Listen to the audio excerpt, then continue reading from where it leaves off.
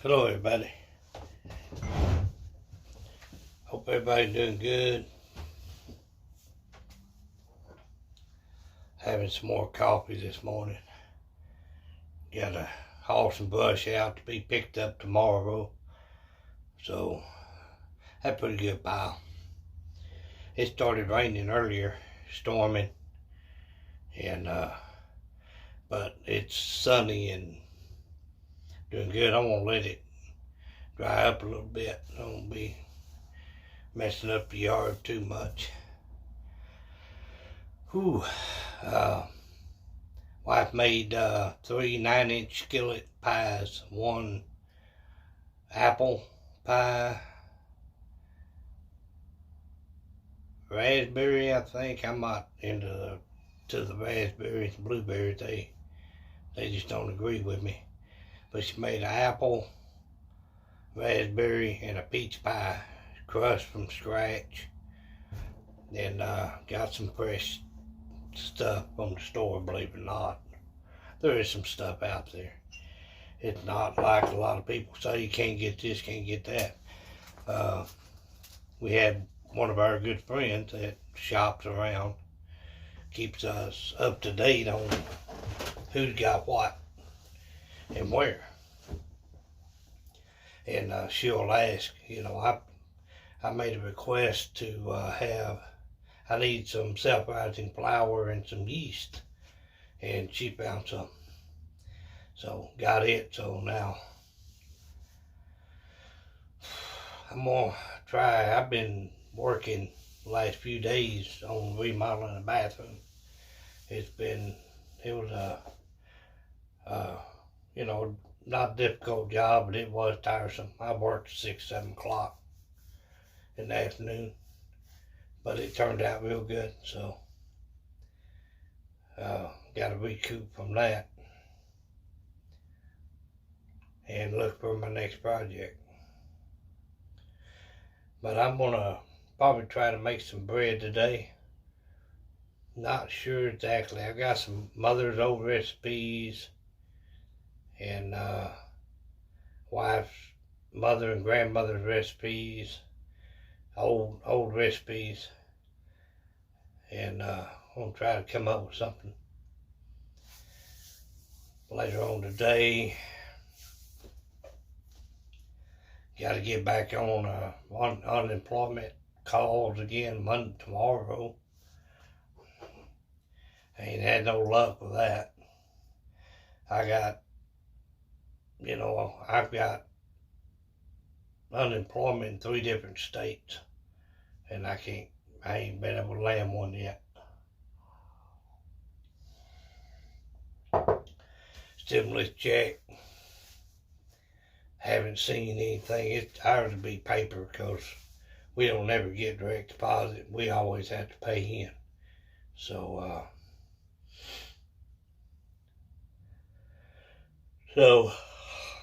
man, just been a dreary day. But anyway, I'll call in tomorrow and bug them a little bit. So do that. And hopefully get some money flow coming in until there's 3 different projects that are going to kick off soon as this levels out. The price of oil goes back up, and I'll get back to making good money, doing what I do. So, but that's just a lot of land and pipeline gas, oil and gas, feast or famine. So, but we prepare for that. And I planted some more seeds. I planted some pepper seeds that I had from a while back. I don't know if they're any good. I'm just putting them in pots. I'm not going to do my raised garden or anything, because sure as I get something going, it won't be, I go out of town on the road again.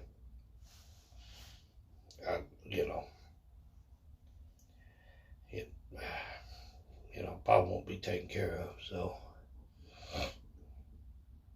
but I'm planting some in pots if they grow. You know, they grow it. They don't. They don't. I have no money in it, so got the pot. I still got good soil from my raised garden, and had some seeds that I saved, but I'm thinking that they're not any good. So we'll see. Other than work and try to finish this backyard up, it's everything going smooth. Get fat and lazy. There's a new group, new channel, Wandering Farmers, the Wandering Farmers, and they're starting out. So look them up, be nice, subscribe to their channel, help build them up. And I think, you know, they're homestead, so they're doing their thing out on their homestead, and that's beautiful. I love seeing that. You know, anytime you can be self-sufficient, you're that far ahead of everybody else. I have seen some different postings and stuff where people go buy seeds, you know, to plant and stuff like that. They got them marked off.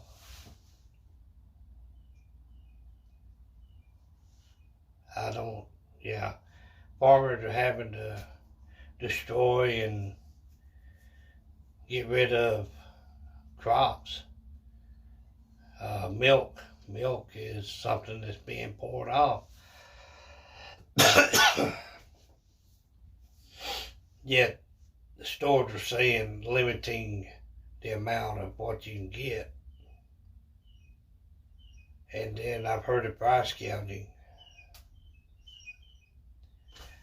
Well, I mean, they're shooting themselves in the foot.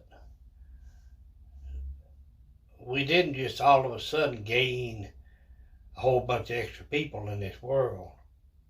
We still have the same people.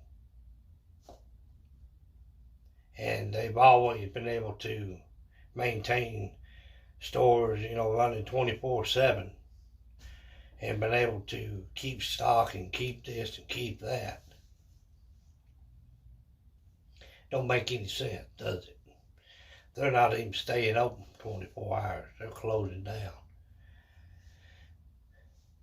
Truckers they waived a lot of regulations and stuff on truckers where they can travel, getting this stuff, you know, to stores, getting it to market. Yet we don't have stuff. They're limiting stuff we can get. They're limiting this, limiting that. They don't have this, they don't have that. We can't buy that because it's not considered essential. When is seeds and growing your own, being self-sufficient, not essential? It has been from the time, you know, man and woman got on this earth. That is essential. And there's a lot of new people coming in the picture on prepping, bug out, survival, homestead. There's a bunch of other different groups, you know, that are out there that have been doing this. Now we're getting a fluctuation of people coming in saying, you know, I'm new, I'd like to learn, da-da-da. And that's wonderful. The more self-sufficient we can be, the better. And even being self-sufficient, you're still going to go to the store. We're still going to utilize convenience when we can. And it's there. Use it. You know, I'm not going to say that we're a bushcraft pioneer. All this, we ain't going to go nowhere. We don't even have a car. You know, that's good. I don't condone that at all. That's fine.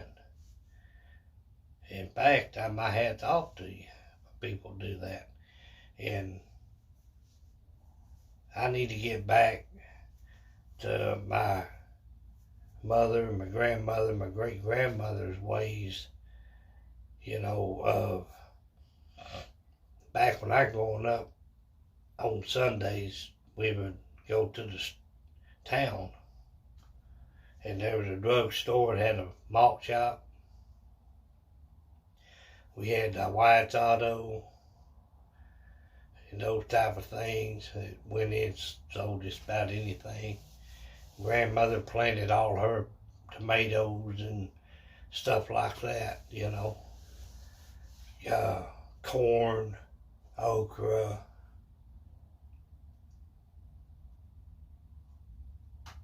I don't know if it was so much for potatoes. I know I would go down and trade some tomatoes. What else? There was something, turnip, something like that. We would go trade. I'd ride my bicycle down the road about a mile or so. And old boy had peppers. You know, banana peppers, bell peppers, stuff like that. Jalapeno. You know, he'd throw in a few, because my uncle liked jalapeno. Onions. There was a guy that grew the sweetest, cut you off a chunk, eat it right there, Valdelia onions. Oh, you could just eat that. Well, mother would eat an onion sandwich. She loved them. She loved onion. And garlic. There was a farm I went to for the peppers and I want to say peppers and something else. I don't know if it was potatoes. But then his neighbor would come over and trade some stuff like onions. That's the guy down the road, onions. And garlic. Been so long ago, it's hard to remember which one had which, but that's what I would do. I'd go take grandmother's tomatoes, some corn, and okra. Boy, we had the okra. Ooh. Boy, my mother would fry up that okra. Ooh, she'd tear that up. But you know, that's how we did it. Being self-sufficient. And all the time went to the store like on Sunday. And that was a treat. I'd go in there and get a root beer float. She would get her hair done, get my grandmother's hair done. That little barber shop thing in there. Across the street was Wyatt's Auto. That's where I got my first 410. Still got it. I was 11 years old, I think. No. I think I was younger than that, to be honest with you. But, yeah. I went fishing, went hunting. Self-sufficient. I enjoyed it. We didn't have to have, and I know we get a quarter calf on meat. And grandmother had this big, I mean, you could fit 2 people in there. Big deep freeze. Old, rusty, ugly, on the back porch. Deep freeze. And that's where, I don't even know how that thing lasted, I'll tell you, but it did. I mean, we had meat in there.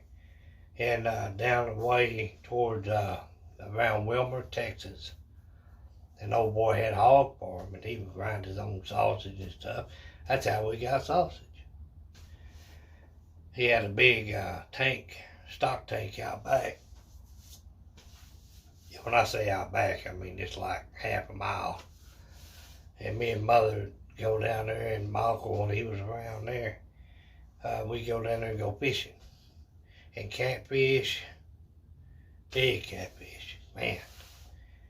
And, but yeah, I mean, that's how we got our meat. The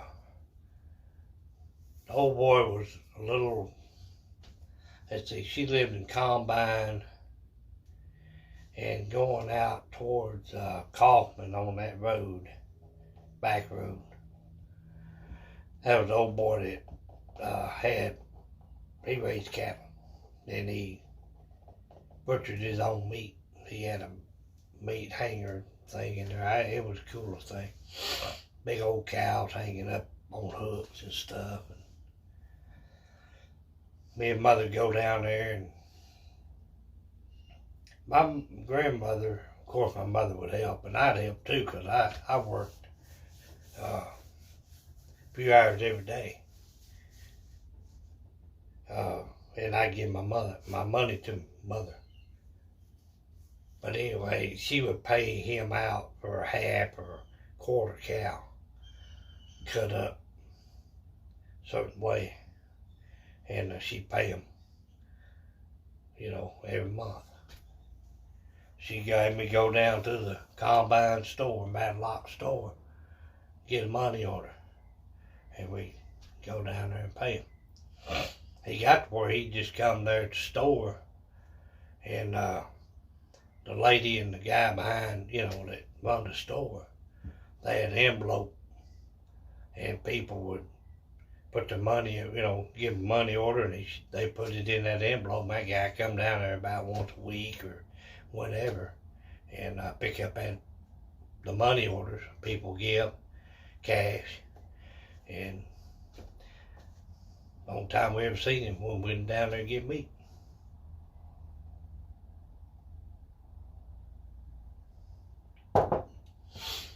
It was the old man McGinnis. It was some relation to him. He owned all the property back behind my grandmother. He'd always try to scare us. He never would. We go down there fishing on his old tanks and stuff down there. Bass, perch, catfish. And we go down there and fish. And we do it getting close to dusk. We walk about, it was a long walk. It was every bit of a mile or better. Had to cross over 3 barbed wire fences. And we'd all go down there. Aunts, uncles, mother. We go down there. And we fish. Well, if you come around that backside of that tank, it's all trees and stuff. And trees up over the water. And right directly across from there is his house. Sit up on the hill. If you see that light come on up there, you wait a little bit, and then you see his headlights on his old truck. He was coming. Man, we reeled up and take off. He never would. I think he did it just to be messing with us. And yeah, we went down there and caught a lot of fish. I hunt squirrel, I hunt rabbit, I hunt quail.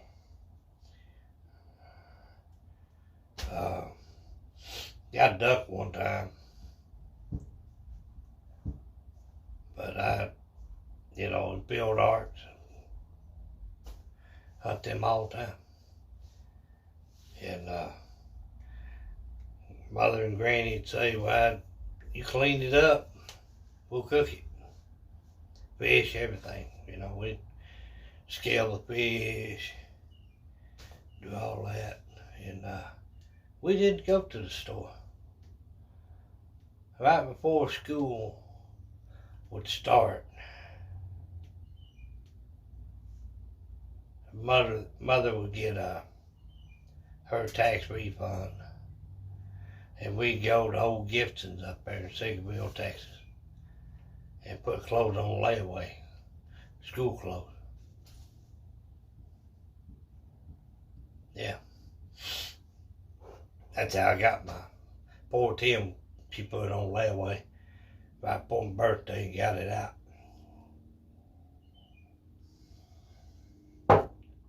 That's how we did it.